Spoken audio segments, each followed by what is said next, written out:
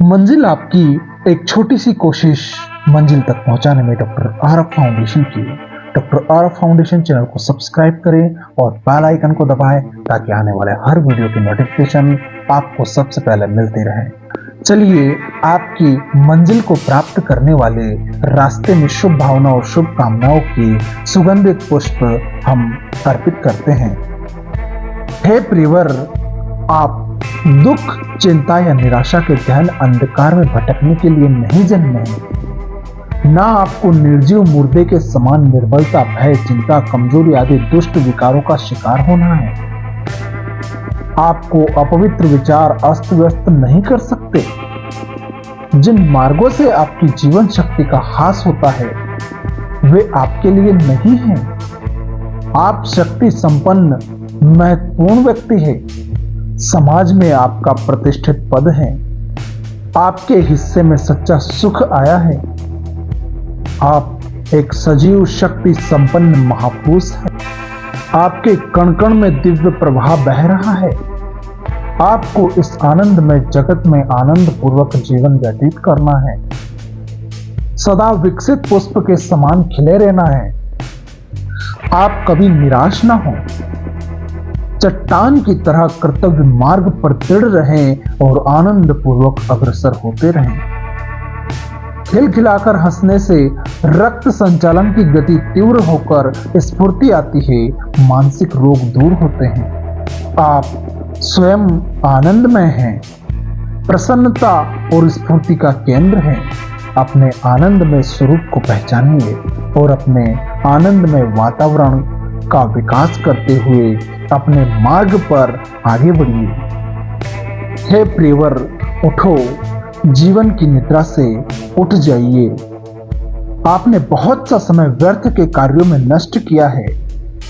दूसरों को उनकी बुराइयों तथा कमजोरियों को बताकर उनकी खराबियों तथा नुकसानों पर चुपचाप प्रसन्न होकर आपने अपनी व्यक्तिगत उन्नति को रोक दिया है। जो व्यक्ति दूसरों की कटु आलोचना या ईर्ष्या में ही रत रहता है, उन्हीं की दुष्टताओं के बुरे परिणामों को देखता है, वह सोया हुआ है। उसे यह ज्ञान नहीं कि उसका अपना कुछ भी हित इन बातों से होने वाला नहीं है। मनुष्य की यह स्वाभाविक कमजोरी है कि वह अपने में बुद्धि तथा दूसरे के पास धन अधिक मानता है। अपनी बुद्धिमत्ता की तारीफ करते हुए नहीं थकता। उसे अपना प्रत्येक कार्य उत्तम प्रतीत होता है। चोर, दुष्ट, कातिल, कम तोलने वाला, काम से जी चुराने वाला, काला बाजार करने वाला, झूठ बोलकर अपना कार्य निकालने वाला अपने आप को बड़ा चालाक समझता है। उस अबोध को यह ज्ञात नहीं कि चिराग तले अंधकार रहता है। ऐसे व्यक्ति सोते हुए ही कहे जाएंगे जिनके जीवन में कुछ योजनाएं नहीं, कोई विशेष लक्ष्य नहीं। वे यह नहीं जानते कि जीवन से वे आखिर क्या चाहते हैं, उनके जीवन में क्या होने वाला है, आगे के लिए उन्नति की उन्होंने क्या क्या योजनाएं बनाई हैं।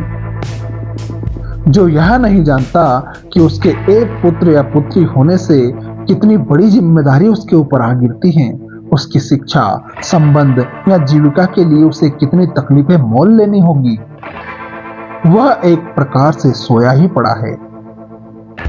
आज आपकी नौकरी लगी है, गृहस्थी की गाड़ी में मजे में चल रही है। कल नौकरी छूट जाए तो कार्य कैसे चलेगा? क्या आपके पास कोई ऐसा साधन है जिसके द्वारा यह कार्य चलता रहे? क्या आपने अपनी योग्यता को इतना बढ़ा लिया है कि यदि इस स्थान से नौकरी छूट जाए तो दूसरी जगह मिल सकती है?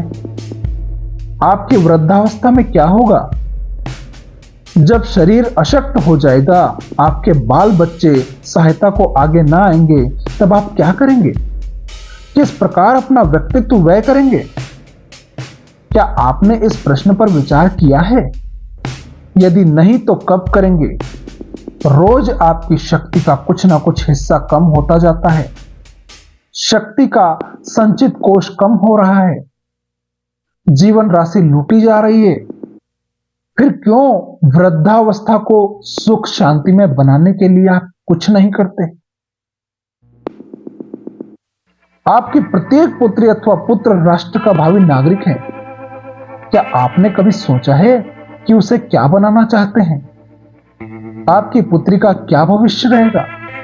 उसकी शिक्षा, स्वास्थ्य, स्वभाव का क्या हाल है? क्या वह आगे टिक सकेगा? कदाचित आप सोचते हैं कि बच्चों के लिए प्रचुर धन संग्रह करके छोड़ जाएं, वे सुखी रहेंगे।